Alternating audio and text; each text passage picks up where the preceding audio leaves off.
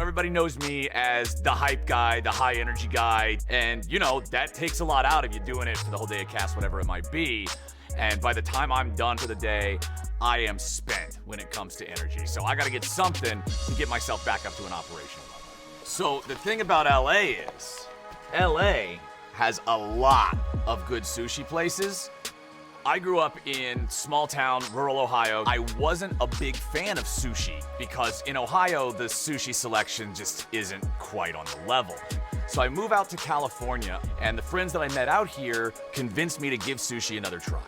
And I actually found out that it's pretty darn good. I'm already feeling better. Give me another Game 5 series. Give me another banger day. You can even give me another pause. I'm ready to go.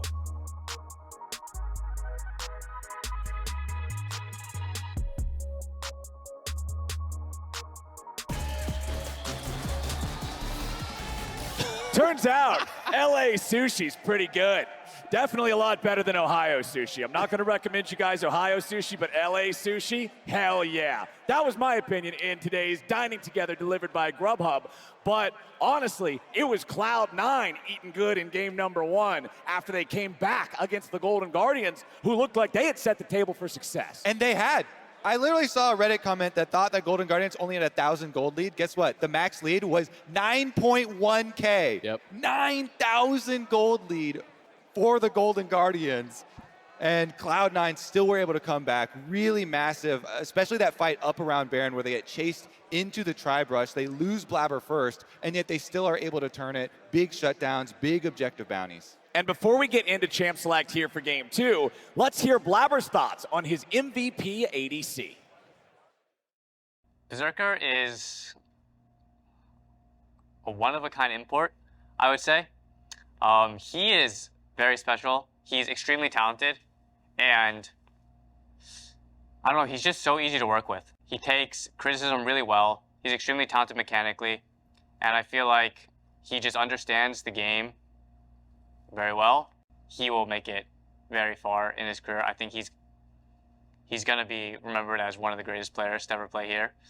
And yeah, I really believe in him, and I know he's going to do well in this finals too. That's the kind of faith in the team I want to see players have if they're going to be representing us at MSI, if they're going to be looking to hoist the LCS trophy, and if they want to keep this momentum rolling into game number 2. And Berserker is just another example and a long line of them, of Cloud9 being able to, bring in young players and help build them up, create this incredible amount of talent that they have had come through their team. Trust the systems. Exactly, trust the systems. And you're even seeing across the table from them, Licorice, C9 alumni, who has made his way here back to finals, trying to take down his old team, a team that he had won with in the past. Was supposed to go to MSI in 2020 with Cloud9, but it got canceled because of the pandemic. He never got to actually have that experience. Yeah. So trying to fight for that here today, trying to earn his way there. In that first seed. And speaking of Licorice, Cloud9 are on red side this time around, so he will not be able to guarantee a counter pick for himself, as Golden Guardians have tried to do every time they are on red side. Right. Fudge is another one of these top laners in the LCS that loves using these counter picks and the aggressive counter matchups. And Fudge was a standout performer in game number 1. The Olam absolutely wreaking havoc later on, and Fudge blinded it. Licorice is the one who was able to say, all right, I want to play Kennen, right? This is really, really good stuff coming out from Cloud9's top laner already. But hey, we've got the bans finished. It's Jace, Malphite, Elise, Vi, Annie, and Lissandra all banned out. And I like what Cloud9 are doing because they're dropping that Jarvan ban, the respect ban towards River. He can play so many other jungle champions, but the Lissandra has been a really big tool for Gori. That was one of the big setup champions for them. They jump on the Wukong immediately. River did have a hard carry Wukong game here, but there's still options for Blaber. Sejuani still available if they want another frontline jungler. And with that Wukong locked in for River, you're feeling even better about the Lissandra ban. Remember that yesterday, one of those pop-off Wukong games was also right next to the Lissandra, backing it up, out-fighting, out-skirmishing in a lot of these smaller fights. But C9 will lock in the big tank for themselves in the jungle with Sejuani, and this time it's Berserker piloting the Zeri. They're going to be playing that for himself here. Stixxay had a really strong early game on the Zeri last time around, but wasn't able to really slam it home. So it'll be interesting to see what Stixxay wants to play into it. We've been seeing a lot of Xayah these days throughout playoffs, but a lot of options are available for them. Will they just go straight Xayah Rakan here, or are they going to be happy to just allow support to fall through? Looks like it is going to be the Xayah Rakan lock. All right, do Cloud9 want to grab their support here? Something like the Lulu is the most common. There are options too. I feel like LeBlanc has not shown up a lot in these series, but should be rising in value, especially with the Lissandra ban here. It's one of Emenes' best champions, and really hasn't been flexed too much in LCS. Also, like another option for Cloud9 would be Renata as far as the supports go, so maybe they don't care, you know, if Lulu gets banned out here, because Golden Guardians has been playing so many dive comps, and when you look at Rakan plus Wukong, you're expecting Licorice to play something aggressive in top lane. You're already looking at least 3 divers, and Renata is so effective at actually shutting that down. Well, Cloud9 are going to lock in their trademark flex pick K'Sante here as their 3rd pick of the draft. So they do not have their support. You could expect to see Golden Guardians try to pinch that a little bit. Cloud9 does not have the same sort of stipulation of wanting to have their support on an engaged champion, if at all possible. The Golden Guardians does. Zven is more than comfortable playing the Lulus, playing the Yumis, disabled for now, of course, but just as an example. Cosplay though. Yeah, here at there was a life-size game. There was a life-size Yumi. I felt like I was in Silent Hill, man. I was like, this is my worst nightmare come to life. But it was actually a really good cosplay. As the Olaf is banned away, Cloud9 does not want to allow Golden Guardians to have that one. Renata banned out by Golden Guardians. Smart. Yeah, I think Cloud9 would actually even prefer Zven on an Enchanter and not have him on one of these frontline engaged style champions, even though his Thresh was very, very good. Really key hooks hit by him in the last game. The Gwen ban makes me feel like they are tanking a tank top, so it kind of feels like maybe Cloud9 are tipping their hand a little bit that it could be that K'Sante top. You know, generally, that is only picked as kind of an answer into those tank matchups. Renata getting banned out, I thought it would have been a great pick here. So they are actually going to ban that out instead of the Lulu. And taking out the Sylas, I wonder if it's going to be a blind Malphite or something along those lines. They actually did win against that yesterday, but Victor was not able to find a single good Malphite ultimate with that stolen ulti, and that is something that you really have to be scared of. So maybe Golden Guardians are willing to go to a Malphite blind top or something along those lines. Well, Cloud9 will lock in the Lulu next to the Zeri. Zeri's best friend, and she's got 2 tanks to lead the way. Ideal team fighting comp so far for C9. The Ahri insta here for Gori, and there's the Malphite. The Sylas protection ban gives it away. All right, Emenes / Fudge. What is it going to be? I still like the LeBlanc, but let's see. And I think you can totally just move the K'Sante up towards top lane now. You know, that is a great matchup against that Malphite. Malphite can trade fine, but I do favor K'Sante in that matchup. This would be a nice look here, an aggressive look for Emenes, who we know does like to play champions along these lines, and it is going to be the Akali getting locked down. So it'll be his job to really try to get in that backline, try to be able to threaten people like this Ahri and the Xayah here, but could be difficult because there's quite a bit of CC, and he doesn't really have a lot of dive buddies. I especially do love it, though, against Xayah players, because Xayah is such a defensive champion against standard dive, and Akali makes so much more time when she does go in.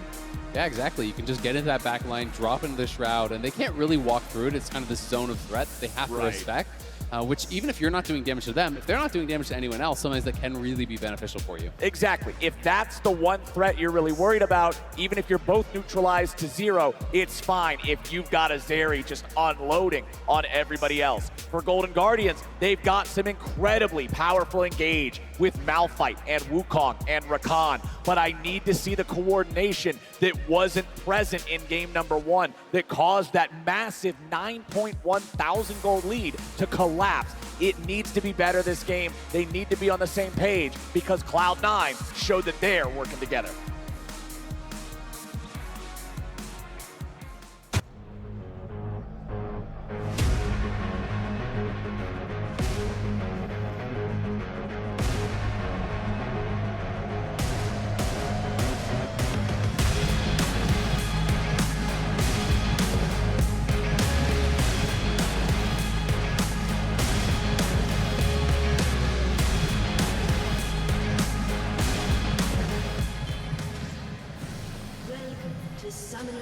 All right, let's do it. Cloud9 and Golden Guardians, game 2. Let's see what we get here at the start. I am most excited to watch this jungle matchup again. I had these two junglers as the best junglers in the LCS. I think this game, River does have a lot more options. You've got the Ahri into Akali mid here for the first 6 levels. Emenes is not going to be a lot of help to Blaber in the pathing. And so Golden Guardians here, I want to see River try and make something happen. It'll also be really interesting to see how Gori can actually link up with River and Licorice later on in the fight. You know, one of the most common pairings we see with Ahri is the Vi. Of course, they don't have that this game, but you can do similar things with the Wukong ult, with that Malphite ult. You go in with that guaranteed CC, the Ahri ults in to follow up, try to land that charm guaranteed on your priority target, and really try to zero someone out, because the initial moments of a fight are going to be so big for Golden Guardians when you're looking down the line at all these teamfight ultis. Oh, yeah. If they can get a wombo combo, juggle these guys around a little bit. Rakan charm into a knockup, Malphite knockup, Wukong knockup, Stixxay and Gori free firing damage during that. Hey, awesome. If that doesn't work, then this Akali creating the constant annoying threat with the smoke could be a real big issue. As Berserker and Zven, okay, man, I thought that was going to be so much spicier. Surprise! Yeah, when they were that far up in the brush, I was wondering if they were going to go in for a W level 1 here from huhi, who things got really spicy last game, so you can never put it past them. But it is, of course, you know, very defensive summoners over on the Cloud9 side, heal and cleanse brought from that bottom lane. It is huhi actually playing Ahri. That's interesting. So it is not going to be, you know, Aftershock or Guardian or anything like that. He is playing Ahri, so it's going to be more about the poke and the additional shielding he can give his allies. Meanwhile, keeping track of those junglers, Fudge went in, he used his early Trinket Ward on the blue buff to know that it is going to be bottom side start for River. Probably going to be a full clear for the Wukong. You're trying to get to your level 6 on this champion. Sejuani has way more early level gank possibilities than the Wu, but Emenes is making mid spicy here, and that is pretty low. Definitely an opportunity. Yeah, and he's spicy, but not in a good way for him. I mean, he has been taking a lot of this poke. Gori went for Ahri as well, and he's constantly weaving in these autos, constantly tagging with the spells, so we're getting that damage out non-stop. But it's Blaber wrapping around here, and I don't know if Gori has that info. There's no warding really down on either side, so it is going to be Blaber here to bail out his laner, potentially help him push it in. No, instead just going to walk right through, so Emenes still feeling comfortable with the amount of health he has, even being down that potion to stick around in lane. And with just that single ward from Fudge on blue buff, you can track the position of this Wukong. So assumed position for Cloud9 of River is now finishing the full clear up towards the top side. So Fudge should be aware, should be able to back off, not present that opportunity for him. And that's why Blaber just feels confident. He crosses over mid, even though he's giving vision.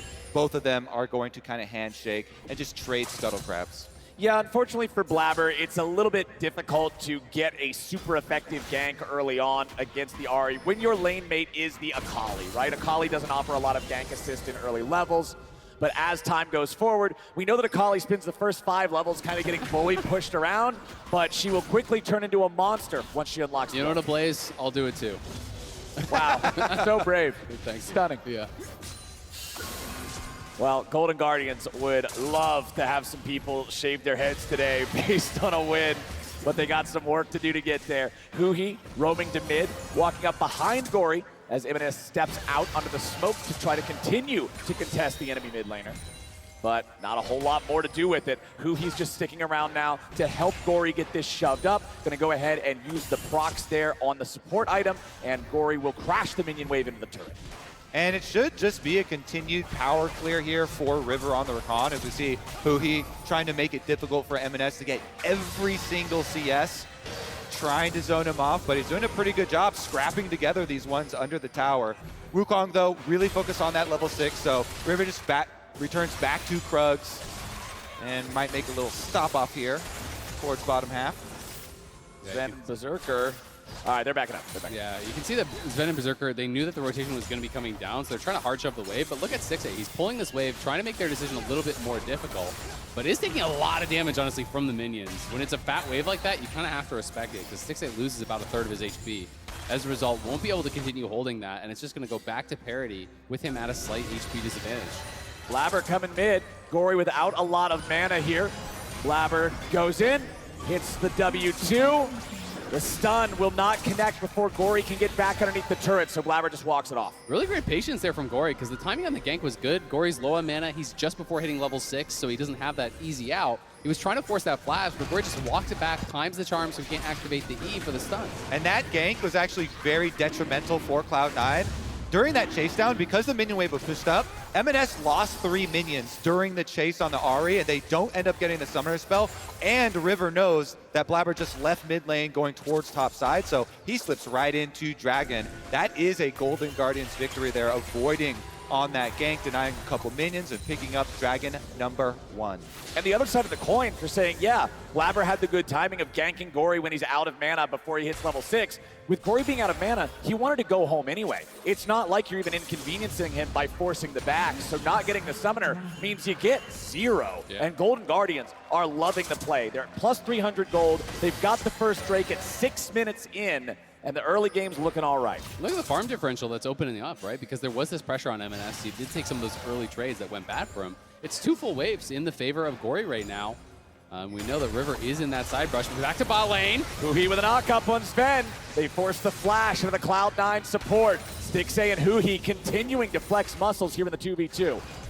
Meanwhile, another fight breaks out as River tries to get away from Blaber, who's still in hot pursuit. River's at half as Zven jumps in, and River has to disengage back over the wall. Emenes on the wrong end of the fight now, but he's forced enemies to retreat into his team, but Sven's collapsed on. First blood back over to the Ahri. It's Gori gets paid. A double kill over to Gori. He's so much money for the Golden Guardians. Down.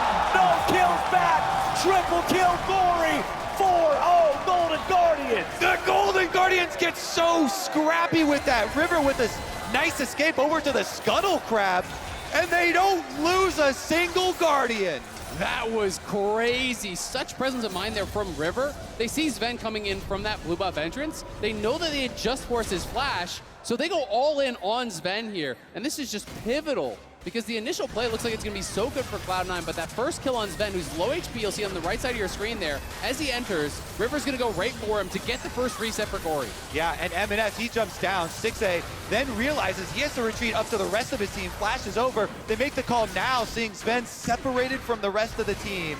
Huhi goes in. He's able to flash out and just barely not die. Look at the health on the Rakan, on the Wukong as well. Another Triumph heal is able to keep them both alive. Huhi and River surviving on slivers of HP. The world's happiest League player right there. Every time something going well there, Hui's just laughing it up, and you can see the Golden Guardians coaches. Do you think they're invested? I can't tell. Meanwhile, the stone cold AD carry, Stixxay there, relaxed. Absolutely huge play for the Golden Guardians back there. Look at the total gold on the left side of your screen. Lots of blue bars at the top. And the most important bar, Flowers, is the Ahri. So much pick potential, playmaking potential in Gori's hands now. This guy has been a star for the Golden Guardians ever since he arrived. He completely turned around their LCS season and has been a big, big tool that they've been able to use to get to this position. And as Isaac was underlining in the gold chart, over half the gold lead is just the difference in mid laner. Yeah. When you look at Emenes' money, it's about 2 melee minions more than Huhi's money. That's not where you want your Akali to be. No, not at all. And now the Ahri is so accelerated into this game. You can see the item completions coming through. On the other side, he's got brown boots and a damp tome. Lost chapter tier 2 boots already done here for Gori. He is in a position to carry and has shown time and time again throughout the LCS that he can make good on those leads. Berserker trying to stop the backs of the Golden Guardians here in the bottom lane, make sure that duo's tempo at least stays a little rocky. Top lane, the farm is even. Jungle, the farm is even. Bottom lane, it's pretty even. Mid is the big difference maker here in this game. But remember, last game, Emenes had a really bad start as well. Cloud9 was able to recover. Again, if I'm comparing objectives between games in the series, I want to see Golden Guardians keep that in mind and have a cleaner transition as they move forward in this game. Yep. For sure. That has been the single biggest problem for the Golden Guardians, is transferring these leads through the mid game into objectives and win cons here. Cloud9, massive comeback. It was 9.3 thousand, the gold lead for Golden Guardians last game. It's not quite there yet, but this is only 10 minutes in, so massive, massive stuff here. And it depends on what Gori can actually do with it to really push it ahead. He gets another turret plate here, but with Dragon spawning in only 47 seconds, it's another real opportunity for the Golden Guardians to try and press Cloud9 and get some more. And there are less threats on the Cloud9 composition this time around, but they're going to look for Gori here. Emenes goes in, but River popping the Cyclone forces Emenes back out. Now Cloud9 want to counterattack, but Blaber's also taken to death's door. River tries to get away from Berserker, and he'll successfully do so. Low health on both sides, but everybody walks away. And the only reason it's close is because that was 4v3 for Cloud9. Golden Guardians do lose a lot of health on River, but he's going to heal up off the Raptor camp, and the bottom wave is pushed all the way into turret by Stixxay. So that is the price that you pay as Cloud9 going for that mid lane play, bringing Berserker over. Stixxay gets to push another one in. But to go back to the initial point, Fudge in that last game was such a difference maker, right? Because Berserker was getting focused as kind of this solo threat, and then Fudge used that opportunity to go crazy in the fights. He's on the Cassante. It's not that same level of threat that he had in that previous game on the Olaf. And there's a Malphite, a Wukong, an Ahri, and a Rakan that you have to deal with here. Emenes is in the gutter again this game, is falling way far behind. It's a tank in the top lane, so it truly feels like it is up to Berserker here. And there's so many threats for him to deal with, so much point-and-click CC. And Golden Guardians taking down that first turret in mid lane, turning it immediately into the second Drake of the game after they're dominating the objective game in match number 2. 4,000 gold ahead, 12 minutes into the game. Golden Guardians, another good start. And while they have their issues sometimes in that mid game and transitioning those leads to victories, nothing can be said negatively, it feels like, about the early game for this team. Yesterday and today, they have been dominating early games. 2 out of 2 against Cloud9, they crushed. They had a lot of incredible early games against FlyQuest as well. All right, we haven't heard from the big man in the top lane just yet, but I have faith after yesterday in Licorice's ultimates to be game changers. Blaber gonna head on over here for topside Scuttle Crab, presumably. Meanwhile, the reset for River is bottom side. Flash available and ult available on the Wukong. And he goes straight to his partner in crime, Gori. River, Gori have combined for so much of the Golden Guardian success through mid-game.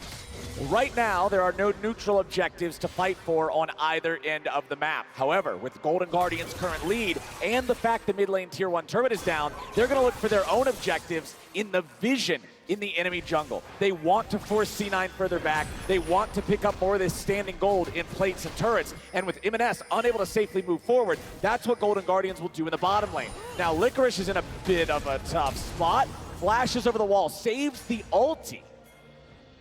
Yeah, a little bit surprised because there's no immediate objective in that case. Yesterday that was critical, pre the dragon fight. He elected to actually save his ulti instead of his flash. But in this case, I think just ulting over the wall back to your turret would actually be better because he's not going to have the flash for the next dragon fight, whereas if he used that ulti, he would have it back up. And even though Blaber does end up getting that topside Scuttle Crab and the flash out of Licorice, it's still a massive, massive push forward for the Golden Guardians, being able to get those last 2 turret plates and the whole turret off of the bottom side. Solo gold onto Gori. This is one rich Golden Guardian. He's literally doubling him in gold. You almost never see that in pro play. That is ridiculous. Well, Emenes wants to go after this Ahri that is so far ahead of him. Gori just kind of walks away. Everything except the emote to taunt him after. Gori is under no threat. Money doesn't buy happiness, but it does buy items in League of Legends, and that is going to win you. That makes me happy. That makes me happy too. And it definitely makes the Golden Guardians happy. But this has been the question. I think will be a reoccurring one. If their early game continues to be so good, then really just hammering in on this mid-game transition. Topside tower is the only outer one left standing, so they make the rotation up here. Huhi comes first, clears out the vision. River will be short to follow. And that's the name of the game for Golden Guardians. Play it clean and play it as a team. You've got Gori and Stixxay so far ahead in terms of the gold. You've got their carries where they need to be, and you have this 3-man wombo combo machine to set them up. As long as they all stay together, as long as the plan stays coherent, they're looking so good here now that turret plates have fallen, now that we're into the mid-game. See what Cloud9 can do to try to stabilize. Blaber's been caught out. Probably can walk it out with a flash, but we'll see. Flash trying to get away, but the second cast of Cyclone forces another ulti. So Sejuani and Lulu ultis traded away for the ult of Wukong.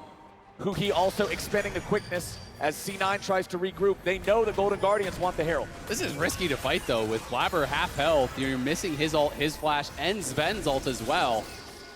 The rewards could be really big if they smite steal it, but... Oh, Gori wanted to find the charm on Blaber there, but he doesn't hit anybody. Now Licorice is in the middle of everyone on Cloud9. He takes a bit of a beating. but he's all right. They're so far ahead, C9 can't hard force anything else. Yeah, I think Cloud9 right now should just be looking for some crazy, objective seal or something like that. With the objective bounties on this early in the game, that could be a giant slingshot again in game number 2. And so that's why they're poking around here a little bit, but they have to be careful about Golden Guardians. Licorice ultimate is ready on Malphite. Okay, Golden Guardians, let's see how they fight it. Fudge goes all out, but immediately has to disengage. He barely survives as he escapes up into the backside of the red pit as Licorice is taken low. Objective bounty claimed. Blaber gets it, and Berserker's trying to fire. Golden Guardians are in a 4v3. They shut down Gori. Fudge is still ready to fight, and Berserker is free firing. He gets the zap, but it's Stixxay with a blade caller, forcing Berserker back. 2 dead on the Guardians, 2 dead on Cloud9. Objective for Blaber and C9. That's so much value. You get 300 gold just for killing the Rift Herald, then the big 500 base objective bounty shutdown on top of it, and that's why Cloud9, even down so much, are still looking. Yeah, and Berserker, is able to get a lot done in this fight. We see it starts off with Fudge trying to go for this flank. He has to get out of there immediately, though, and then in comes the following ulti here from Licorice. Only tags him, though. Doesn't actually get to Berserker, just barely missed out. And then Berserker has his moment here to go crazy. Gets that first kill onto Licorice as the Smite Steal comes through. Meanwhile, the Ahri that we're talking about creating so much space had all 4 other Golden Guardians members zoned inside the Shroud. And, this Ahri had already spent the ulti on that previous chase down onto Blaber. Didn't actually have it for this key fight, so your most fed member is missing her key playmaking tool.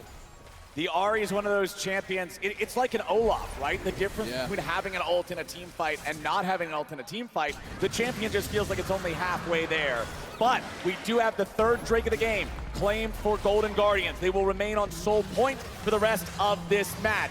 3.6 thousand gold ahead. It's much smaller than the 6K gold lead they had earlier, but it's still impressive. C9 used the Herald and claimed the top lane tier 1. You're definitely starting to feel a little bit nervous, though, after last game when you're on Golden Guardian's side and you know that you threw a really big lead here. And now Cloud9, they get that Herald, they get the objective bounty. Berserker even picks up the eye, drops it top, gets another objective bounty on that top lane tier 1. He now has as much gold as Stixxay because of those shutdowns. He's only 40 gold behind the guy, despite Stixxay having these extra kills, having these extra assists. Yeah, Cloud9 are for sure objective bounty gamers. They are very happy. They're loving that change.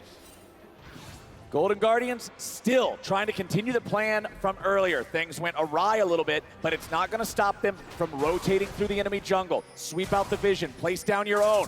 Emenes sees him, throws out a 5-point strike, doesn't get a whole lot. The Akali is still pretty ferociously far behind. Emenes still needs time to catch up in this game. Very much true. Cloud9 not playing like it, though, in that last team fight. Playing it very aggressively, moving up, and now it's kind of hard because outer towers are really easy to push the game ahead, and with both neutral objectives gone, Golden Guardians, you have to try and create your own objective, which comes in the form of slow pushing a minion wave so you can build up a bigger one that your opponents have to come respond to, taking some smaller things like the jungle camps, slowly moving your ward line in to be able to set up for the next one. And until then, the rewards are just not as big on the map. Yeah, and we'll see what Golden Guardians can get done here in these next couple of minutes, because it's going to come down to, again, another soul fight here in 3 minutes. That Cloud Soul, really nice for a lot of the members over on this other side. Any ult that already gives you move speed or mobility is just amplified so much by this. Wukong ult with the Cloud Soul, really nice. Ahri as well. Also here, for that Rakan, the engage is going to be that much more powerful. So it is going to be a tough one to give over for Cloud9. And it's going to make Berserker's job of staying safe that much more difficult in the team fights. Licorice throws the seismic shard at Fudge, but a Malphite and a Rakan are not going to have damage enough to kill that Cassante, even if he is pushed far away from the turret. Golden Guardians continue sitting down this vision, sweeping away that of Cloud9. Take every small objective that you can, every jungle camp, every ward, everything on the map that Cloud9 would want to rely on, take it away, use this lead. And that's why Cloud9 is trying to walk back in as this 3-4-man squad to reclaim vision. They know that they have got to be able to control this area on the map here to be able to then move forward and get wards around that dragon, that this game could very well be decided at. Also a big benefit of when there are objective bounties up, you can look for very, very risky, high-value plays. Gori and the rest of Golden Guardians, though, trying to make it dark and a little dicey around Baron. They make you think twice. That's the advantage of being the team with 3 and your opponents having none. Super high value Dragon for you, not so much for your opponents, and they really have a tough decision on keeping track of both of these objectives and not getting too split. Emenes finds Gori. The Akali looking for some damage. Perfect execution. Is it perfect enough? Yeah. Gori tries to get away. Blaber's ready to answer him. Throws the ulti over the wall. Doesn't find Gori. Emenes! Oh! He's so far behind and he still gets it done. Now River wants to mop him up. He might be able to find him here with a Cyclone. Yep, Cloud9 leave him for dead. It's 1 for 1. But Emenes just took out the mid laner that was 3,000 gold ahead of him. Emenes may not have the goal, but he sure as hell got the skill to do it. Yeah, he's underpaid, but he's going to overwork for this one. 1 for 1 is the vision cleared out in the end by Golden Guardians, but he just plays with no fear, no matter the state of the game. 1 minute until what would be the soul for Golden Guardians spawns. Cloud9 has to defend, and if Blaber can steal it away, that's exactly what they want. And I want to call your minds back to a similar play that Emenes made in the previous game. He went on Orianna 1v1 versus Licorice while down. He got Licorice's flash preemptively before the next team fight. He does the same thing here versus Gori. He gets the kill, he sidesteps the charm, beautiful stuff from him. He's also going to end up getting the flash here as Blaber comes over to corner him. And then yes, you are going to trade 1 for 1, but he gets +1, huge cooldown summoner spell there as well. So he's underfunded, but overperforming yet again. Okay, C9's going for the Baron. They might just toss away this Drake, say, you know what, it's Cloud Soul. We're not that afraid of you guys with it. I mean, they kind of have Rakan and Wukong, so you definitely have to be afraid of them with it. Yeah. But nope, it just ends up being a fluke. Now they're going to rotate down and try to contest for the Drake. Emenes, Stixxay, and huhi 2v1ing him as River, Licorice are on the other side. Gori now teleporting in. Cloud9 regrouping his 5. Golden Guardians with control over the Drake pit. Emenes lost his ulti in that exchange, and that means they can't actually fight for it, so it's just going to be a free soul getting over. They're going to try to go across the map and start up this Baron here, potentially. But Cloud Dragon goes down so fast, and it gives them the move speed now. The Golden Guardians can easily get over there. The one silver lining here for Cloud9 is the fact that now the Elder will be on the table in 6 minutes, and that becomes one of those things where it's not a huge thing if they get it and a small thing if you get it. It could be the equalizer, but Golden Guardians love the synergy of Cloud Drake with Wukong and with Rakan, and now, emboldened by this buff, they're going to go for the Baron. They really want to take advantage while Emenes has no ultimate still on the Akali. C9. All right, there's your Scryer's plant. Gonna find the Baron at 4K. Golden Guardians do not want to flip this. Yeah, I actually really like this call because all 5 of Cloud9 were approaching from the top side, which means Golden Guardians just go straight mid, and they're gonna get an open access here to this tier 2 tower mid, and potentially even more. Cloud9 can't even look to try to match and trade objective bounties, or they'd be losing their inhibitor tower. So it's a really good movement on the map here from Golden Guardians. Golden Guardians getting all that tier 2 money on Stixxay specifically. 2-0 and 3 here on the Xayah. 5 out of 7 kill participation. Black Cleaver also just now completing for River's Wukong, giving him 2 fully completed items. Golden Guardians are once again in a very commanding spot 24 minutes into the game. All right, let's see how those commands go, because this has been a reoccurring theme for this team. Another chance set up for them. River here on the Wukong has been pivotal. He's got flash again. So much to worry about here in the next team fight. But right now, they go with the 4-1. Malphite split pushing bottom side. Licorice does have his ultimate as well as his flash. Emenes is kind of fishing around as well, though. I feel like if you're Golden Guardians, what you really want here is to make sure that you have more completed items than C9 when this Elder Dragon spawns. Make that fight miserable for them to take. Continue to maintain this lead in a way where it manifests itself meaningfully with the itemization for that massive fight. Because if you lose Elder, bye-bye lead. Yeah, absolutely. I mean, the Elder can turn around a game on a dime here. It's Golden Guardians, though, trying to maintain vision around this Baron here. Gori They would love to force out his ulti, but they're going to TP in instead. Here comes the Malphite. Golden Guardians are ready to just fight it. They don't want to allow Cloud9 to get away with this. Fudge all out, trying to make distance. He gets away somehow, and Emenes teleports in, only to immediately have to use the hourglass. He's killed instantly, and Gori gets his revenge. Blaber tries to run, but Licorice is an unstoppable force, and Fudge is a movable object. Golden Guardians move him into the grave, and they move themselves over to Baron. Yep, that's going to be Baron. They make the command you are looking for, Flowers, and the command is topside. 3 kills for the Golden Guardians. Baron secured. It's a great TP coming in from Licorice. Golden Guardians just find their angle to take the fight. And as Emenes TP's in to try and reinforce, he's split up from the rest of his team. It's an easy kill there. And then I love that Licorice is holding on to this ulti the whole time, waits until Blaber spends his flash, has the ulti to follow, killing that jungler, guarantees the Baron for him. You can see the comms kind of in action. Golden Guardians, there was no hesitation. They lead with the teleport. So Licorice is there, all 5 members, but Cloud9, they were trying to just evade and escape and hold Emenes' teleport. He was just sitting mid. Then when they finally make the call for him to actually join in, Fudge has already kind of escaped. He's surrounded at his teleport location, and Golden Guardians rip them apart. Cloud9 is now in defense mode. River and Stixxay chase after Zven, who shows them the Papega Frog emote, pops his heel, and heads for the hills because Cloud9 is not safe anywhere on Summoner's Rift right now. Golden Guardians got the Baron. They got a 4-man push here in bottom lane, and they take out the tier 2 turret. They go up to a 10,000 gold lead. Yeah, their job with this Baron buff is basically just to farm as much gold as possible to be ready for that Elder fight. It is going to be a TP flank, though. Cloud9 maybe betting their game on it. Cloud9, nope. All right, they said all in, but then they immediately took it back. Counter And TP, now though. we got a TP coming out for Golden Guardians. Emenes has been found. He has to try to flash away. Gori with a beautiful charm, but Emenes still survives. He has to go back to the fountain, and Golden Guardians knows it's their chance to keep this pressure going. Bottom lane tier 3 turret just goes pop, and now the inhibitor itself is exposed. Golden Guardians will take that one out, no problem. And the next wave is ready to push into mid. River jumps over the wall, and Cloud9 still don't have their mid laner back in the action. Fudge takes a little bit of damage as Blaber has to retreat, and Licorice just finds him again. Now they engage on Berserker. Licorice continuing to frontline and apply the pressure on the enemy AD carry, while the rest of the team can take out the Nexus turret.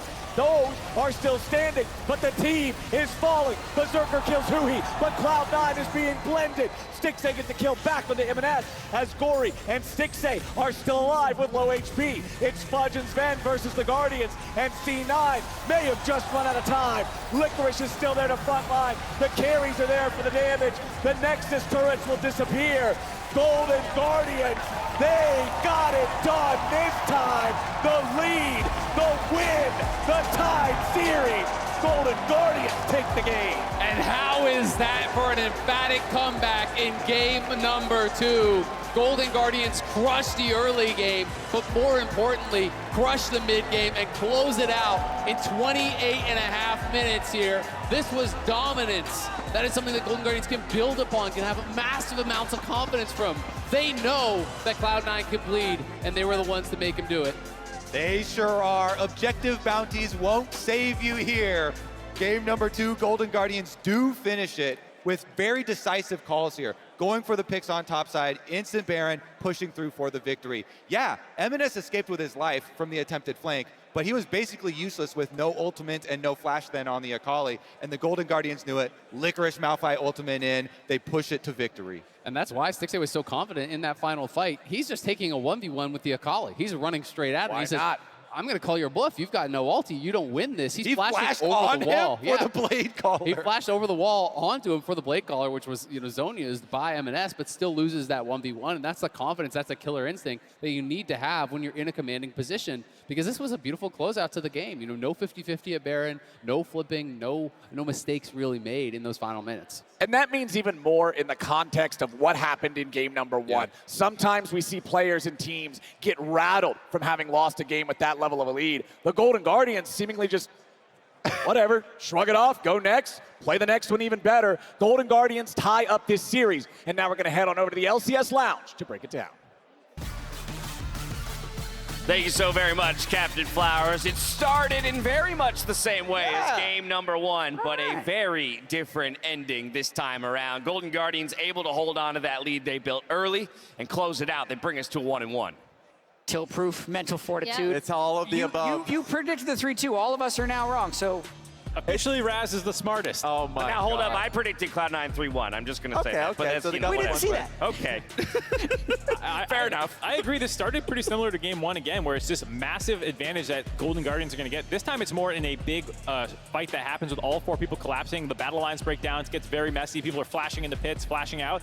And this is the kind of stuff that historically, C9 is incredible in skirmishes. But here, Golden Guardians actually have their number and are able to kind of funnel them up into the choke point in the jungle. Yeah, I think the edge that they had was huhi and Stixxay rotating up earlier, so they were more committed to the fight. The focus fire onto Zven the moment he missed position. Those type of things are like, oh, I didn't see that in the previous games, but we're seeing it now. That's the adaptation they're making from game to game. So it's just cleaner. Azael mentioned it, of course. They didn't allow 50-50s. When objectives were up, a lot of the times they stuck to the vision that they had. And so it was just a smarter game from the team. Yeah, but I'll be honest, Emily, even more in the vein of game 1, right? We had just that one fight around Rift Herald where Cloud9 finds an angle, finds a couple kills, and we're like, are we going down the same path that we just went down the time before? Luckily, this one didn't spell ultimate disaster for the Golden Guardians. Yeah, when C9 come out ahead on this, that is also what I was thinking, right? Because we're looking at, especially, like, it's coming. Slow-mo. I was like, where are we going in? Obviously, Berserker is able to get a few kills off the back, but Blaber, again, coming in, getting these objectives. This is how it started in the previous game. But with that, I think it's happened just before, right? The Blade Caller that came down from Stixxay, he's still really, really strong. So the most thing that was impressive to me was that after this fight, to your point, Raz, they were able to, and this is much later, but they were able to set up around objectives so much better. Yeah, it's great that we saw the mistakes earlier on, because I rarely I hate when you see 5 people basically sitting in a Rift Herald dance, right? When you see them all. So like they went from that to this. I think Gori played really well on side lanes. Really, there were 2 instances where C9 are like, okay, we need to break something in the game and try to go for him. And then Golden Guardians backed them up, and we saw a fight like that. I think what's really cool to me is there's like shades a little bit of CLG's series against C9. What seems to throw C9 the biggest wrench is when you have interesting drafts where you have like your own little niche things that you do well. Obviously, Licorice has his own unique champion pool, who he does, Gori, all of them. Yeah. And then that you're able to kind of punch them early on in the series. That was something that CLG and Contracts was incredible at, and that's what River and the rest of Golden Guardians are doing right now, is they're actually getting gold leads and making C9 have to play on the back foot against non-standard compositions, kind of. Yeah, and what's most interesting to me as well, with looking at all of C9's dominance throughout the split and through most of playoffs, is this is now 2 games in a row where Golden Guardians has stomped them early game. Yeah. They had an 8,000 gold at 17 minutes in game 1. They had a 4-for-0 skirmish that they won around Dragon in this game. So if you were nameplates off, history off, watching these first 2 games, you would say Golden Guardians is clearly the better team. Right. Based on the 2 games we've seen right now, which is just not something I thought we'd be saying or seeing after 2 games. All right, so you already kind of pointed to River being one of the reasons why his activity early on in the game. I'm curious, though, on the side of Cloud9 then, like, is it Blaber's responsibility? Is it team's responsibility? Like, how do you start to control that and fight back from what are becoming 4 or 5K deficits, 15 minutes into the game? A lot of the misplays, I don't say misplays, but a lot of the leads are seeming to come a little bit from bot lane. There was the skirmish in the river there. There was, in the first game, the 2v2 solo kill that happened. I think Zven has been at his best this split when he's getting counterpick on support and kind of abusing the lane matchup. And I don't think we've really seen that. It seems oddly standard a little bit out of C9, where it's like Aphelios Thresh, and it's like, great, anyone in the world can play Aphelios Thresh, but like that's not C9 all split long to me. Yeah, that's a big difference maker for me too. Is like I would like to see C9 go back to something that has a ton of bot lane prio. Because another thing that came up in this game specifically was Golden Guardians' attention to Drake stacking as well, which is something that throughout the entire playoffs, throughout the season, we've seen C9 be so good at, because they just want to like really, really hard push bot, have complete Drake control, and then just snowball that and stomp all over your face, right? So I'm super glad you brought up CLG though, because it is these like early game junglers who are willing to like skip camps or really, really willing to help out their lanes as opposed to farming that have given Blaber and C9 the most trouble. Yeah, and I'm just looking at the first play and saying that yes, throughout the split, they're more comfortable having bot prio and taking fights when their lanes are pushing, right? This is one of those instances where it's like, okay, now we're pushing for fights when we don't have prio, when they're there earlier, and we're thinking that we can outplay them mechanically or just like do a better job of it, and that hasn't been happening. So I think they just need to be a lot more patient when it's like, okay, so mid and bot lane are here earlier, we can't take this fight, let's just play patiently and go back. One of my biggest concerns for Cloud9 going into playoffs would have been Emenes' inexperience on the big stage, right? His very first game of LCS against Golden Guardians, River killed him like 100 times. Yeah. And they said, welcome to LCS, and Golden Guardians won that game. And Emenes had a very good series against FlyQuest to qualify for this, but Golden Guardians has been so good at attacking individuals on the enemy team. Yesterday, I feel like they attacked Prince. They made it impossible for him to play.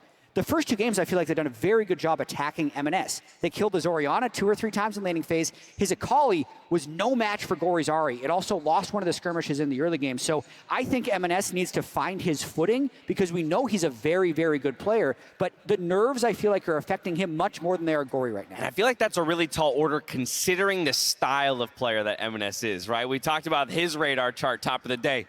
10 out of 10 in aggression, right? And if that is your key, you're like, that is your style, that is the thing that makes you great, but you're the one getting targeted and you can't seem to make any of the plays you want to make happen, then your confidence is going to start to erode on this kind of a big stage. I will say we are still seeing great things from him. That Rift Herald fight, that turn for C9, that was because he came over the Rift Herald wall. He had some great team fights. He had great Orianna plays. Exactly. But he's falling behind a lot. And I think it's actually very interesting, the River Blaber matchup we talked about at the start of the day, right? River ganks so much more than Blaber. So it is a stylistic change for Blaber if he needs to defend Emenes from the River Gori onslaught, because it's the two of them that are putting Emenes in the hole. All right, so let's take a look at game number 3. It is going to be blue side for Cloud9. No subs, no surprise there. Does that mean you want to see a shift in the champion pool from Blaber then to get him more activity on the map? Or do you want to see Emenes look for a shift into something that's way more, well, I guess Orianna's kind of passive anyway. So they already took that approach. So is it on Blaber and Blaber solely then? I just think I want to see C9 try and get 3 winning lanes again. I think they've been a little bit too passive. It's more to Mark's point earlier, like it can also be linked towards the bottom lane. Like if everyone can push at once, it's good for them. All right, well, there you have it. Those are our thoughts, but we're all tied up at 1-1 in this series as both of these teams continue to fight to add another trophy to their case. Mark finally got his chance to catch up with the man who has more LCS titles than any other. Hello, welcome back to Catching Up with Doublelift. We actually got him this time! He's here! What is going on here? Everything we've done up until now is just stalling until we could actually get you. And if I had lost every game and declined to go, then no finale? There's no season finale. I never stopped doubting Dan. You ever stopped doubting him? No, how could I?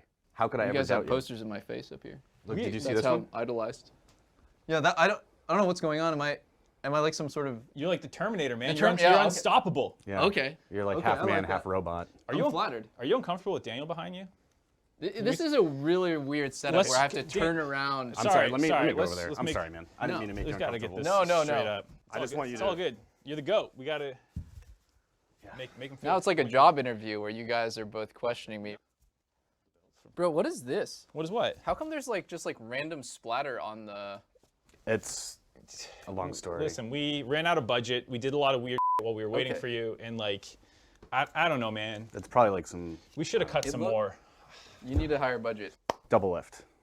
What makes you tick? When people are not taking things seriously when I feel like they should be, I guess. I'm taking this so serious. I can tell. I'm really happy you're here. A little too serious. You need a little more, a little less. A little less? A little less for you. All right. A little less. You keep it down. Yeah. He doesn't like you as much. One great thing about each of your teammates. Let's start with my support. The one, kind of looks like Vault Boy from Fallout. Oh, I do he kind of, poofy little boy. And he's always smiling. For Bjergsen, I would say he's just almost never is disappointing me. Actually just never disappointing. Always excellent in the things he does. That's you to me, by the way. Oh, whoa. Okay. All right. Oh. Sorry to interrupt. I'm blushing a little bit. Sorry. Closer, he kind of is the most alpha guy I've ever met. For Milan, I would say he thinks about just the game and about life like nobody I've ever met. Speaking of life, what do you think about it? Life? Yeah, is there a purpose behind it? Do you have an overarching philosophy to things? It's pretty That's deep. Yeah, I like that a lot. Back on track.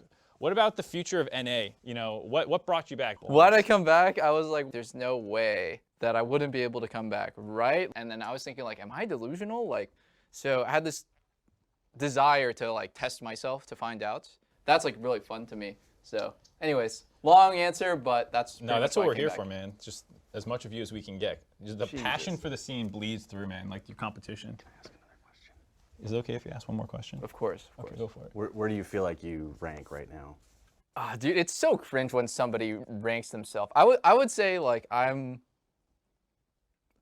just above average. Wow, that's so cool. I can't believe he didn't blame his teammates or draft or anything. Just like it's all about him, man. He takes account. Thank you so much for doing this interview with us. We've been waiting this whole season. Let's give it up for Doublelift, everyone in the room.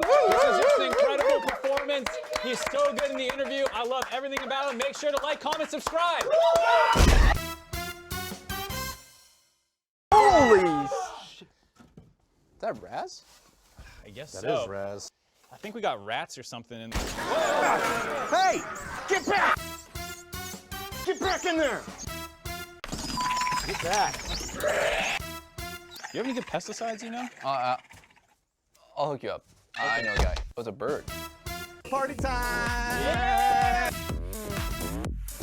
Bye, guys.